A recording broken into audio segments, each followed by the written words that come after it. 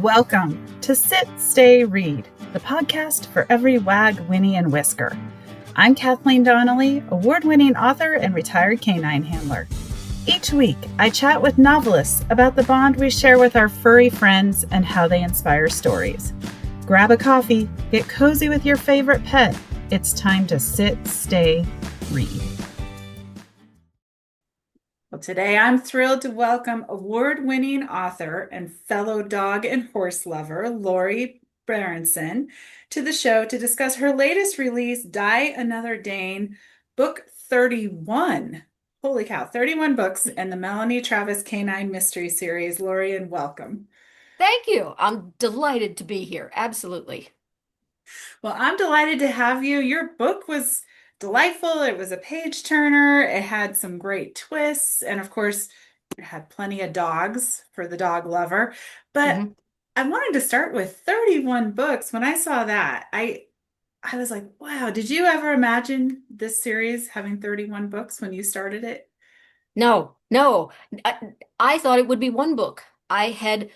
Before I wrote this book, I had written 10 or 12 standalone books, and I thought this would be another one. And at the time I was showing dogs, I was breeding and showing poodles, and I thought this dog show world would be such a great place to set a mystery novel. And this was actually in 1994. That's how long ago it started. Okay. And cozy mysteries existed. There were people like Nancy Picard and Carolyn Hart writing sort of a lighter mystery, but they weren't a genre. It was mostly thrillers. Everyone wanted to do thrillers, and I wanted to do that lighter type of mystery.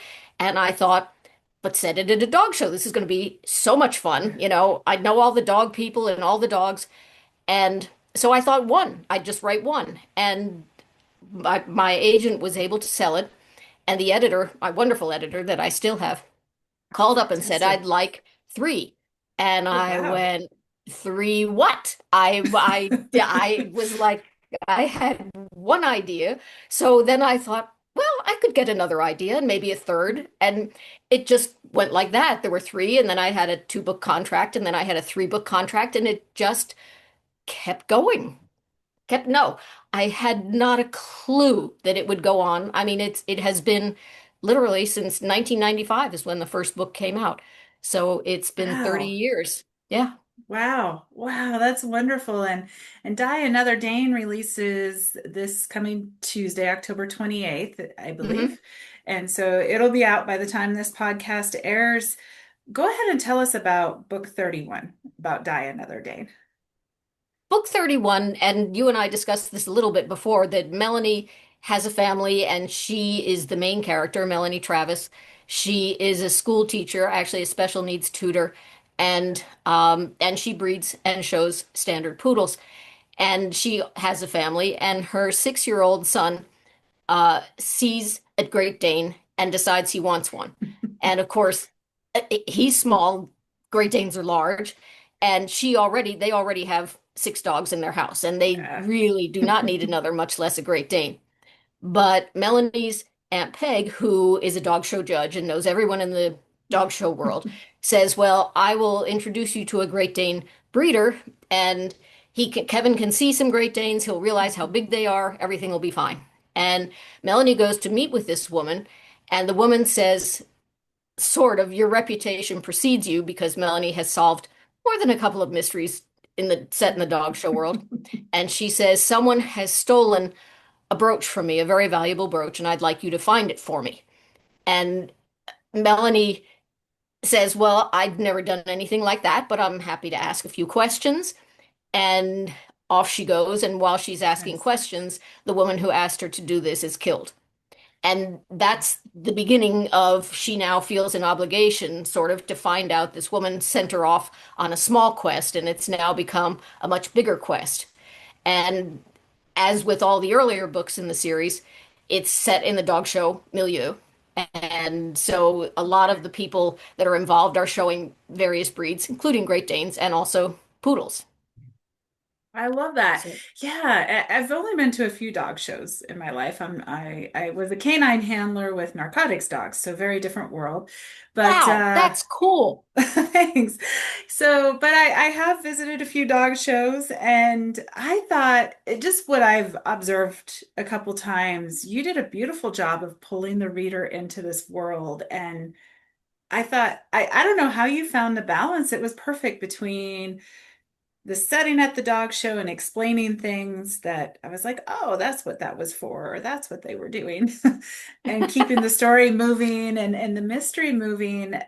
Is that hard, or is that just something that comes natural because you did show dogs? Part of it is hard. The hard part is not bogging things down with too much explanation. And Yeah. in the earlier books in the series, like 1 through 5 or 1 through 10, I did explain a lot more about dog shows, and people would say to me exactly that. Oh, now I understand points, or now I understand why you're a Yeah. champion. And but then I sort of stopped doing that, having this bit of exposition.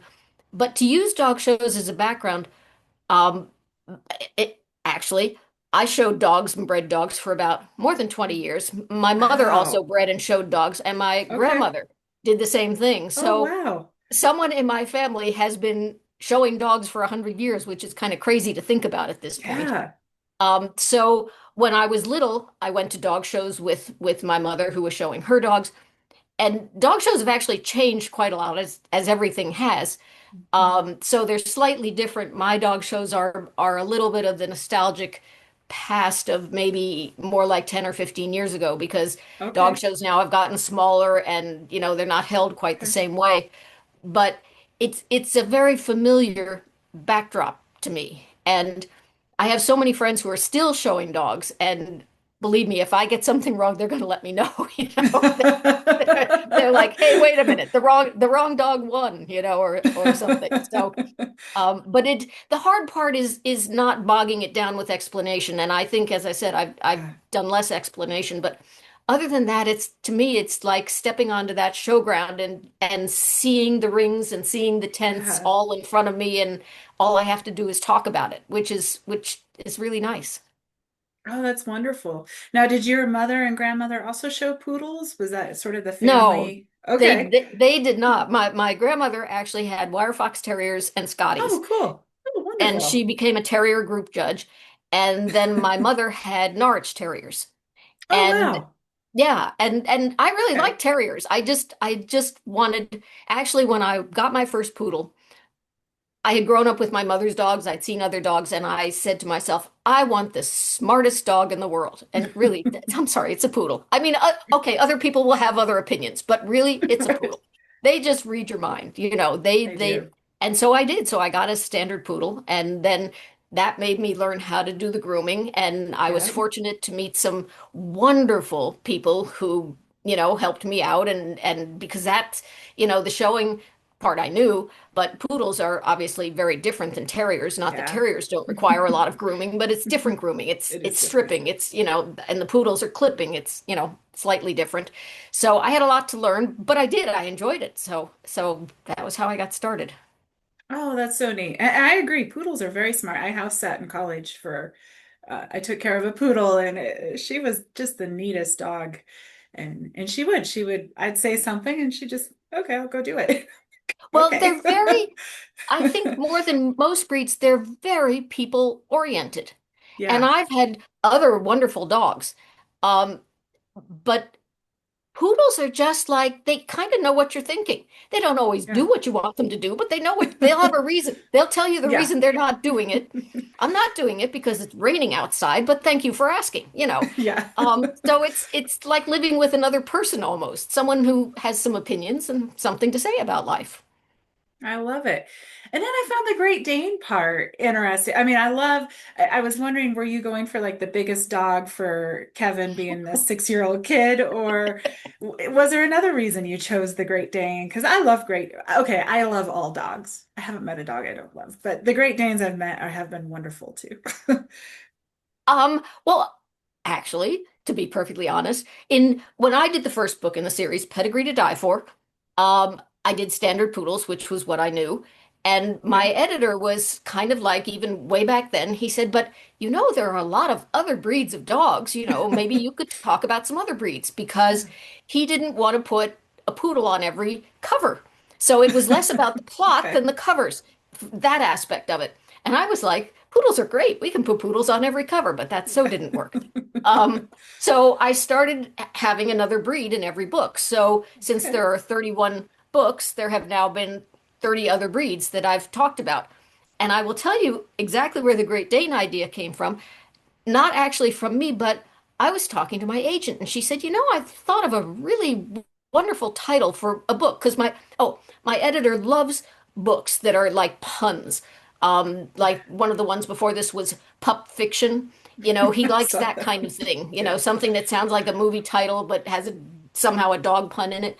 And she said, "How about Die Another Dane?" And I said, "Oh, that's really perfect. I mean, that's exactly Yeah. what John likes."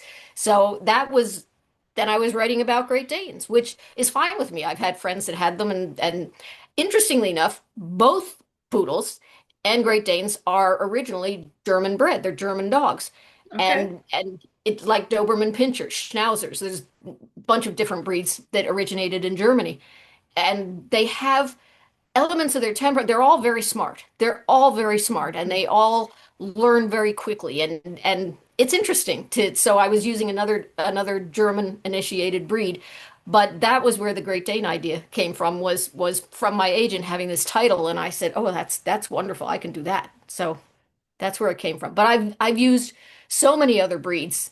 Through the, well, Mhm. 30 other breeds. That's how many other breeds through the years. Yeah, yeah, yeah. I was flipping through your title, or not flipping through, but just scrolling through just to get an idea, and there's some really fun one.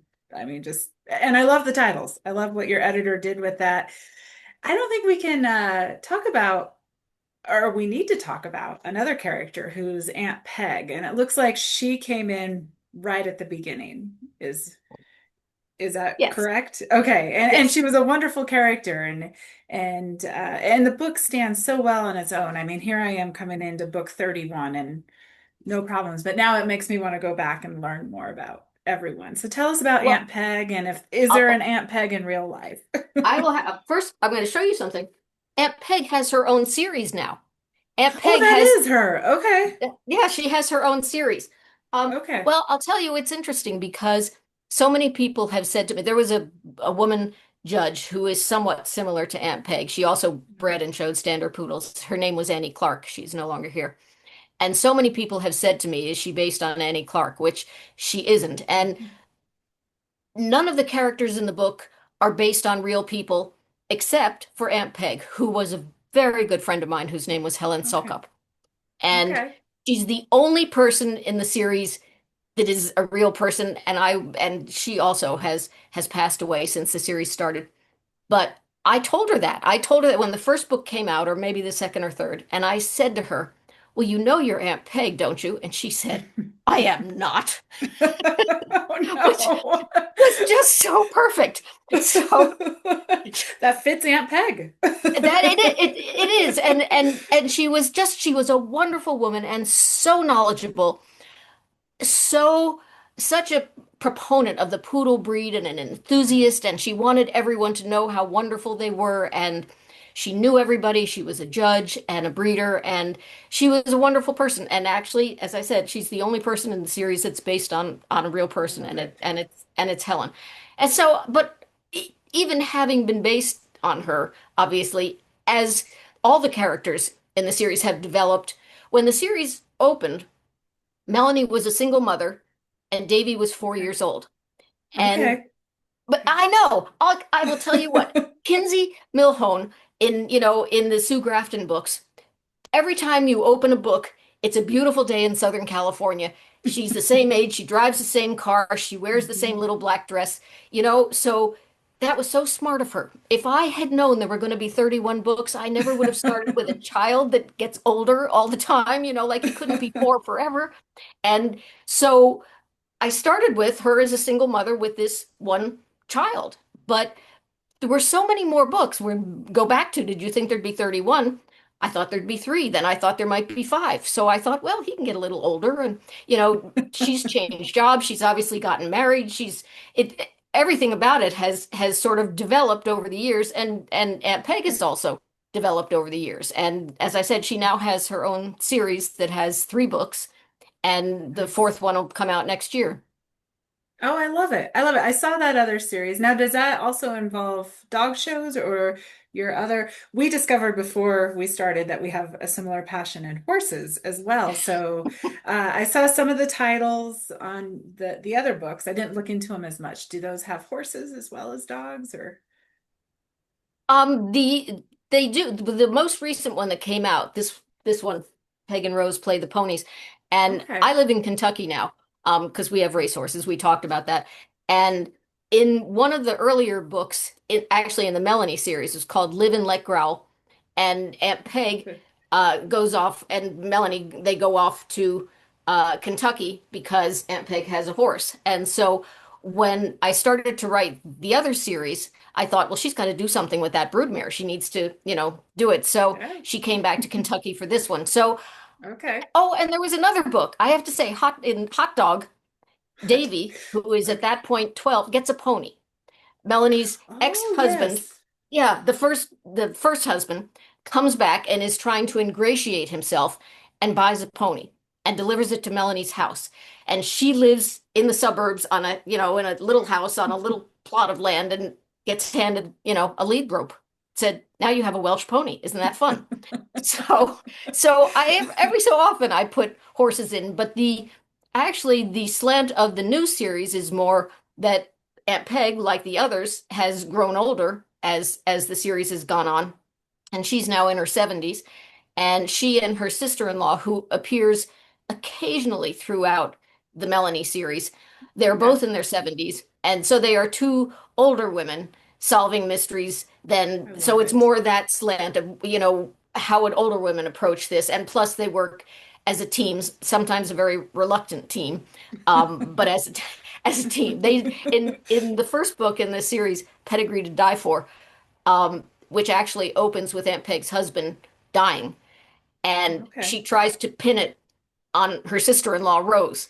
So they have mostly not had a great relationship until they, Okay. at the age of, about 70, think maybe it's time we bury the hatchet here. And that's when the new series starts.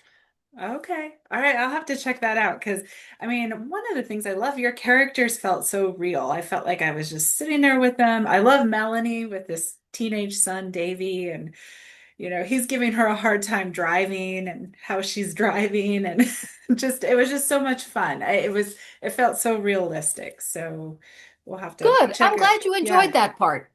People have said that to me, that they seem like real people, and Hmm. I'm always delighted to hear that. I would like them to seem like real people. People also say, why do people answer her questions?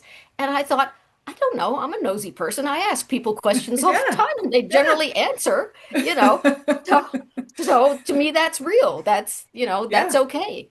But I'm Yeah. glad that they seem realistic to you. I really am. Oh, definitely, definitely. Yeah, and it was fun too. It brought some I called it delightful and suspenseful all at the same time because it was funny to hear this young man give his mom a bit of a hard time and her internal dialogue with it too was just fantastic. So, what is up next for Melanie? What, is At the there a book moment, 32? I don't know yet because Okay. actually I have the Peg and Rose book.